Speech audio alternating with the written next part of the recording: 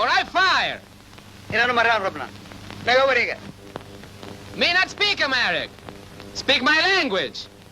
wartoora herer waxaanu ku nimid magaciisa meeshatan ciid doobi ka weeyi inaanu maro yaanu doonayna naga leexda. In the name of the governor, Harar, we tell you this territory belongs to Ethiopia. We must pass. If you want to speak, wait, Captain. If you disobey, you'll get that over your head. wixii dhacwa arki doontaa inaga keen dib u noqon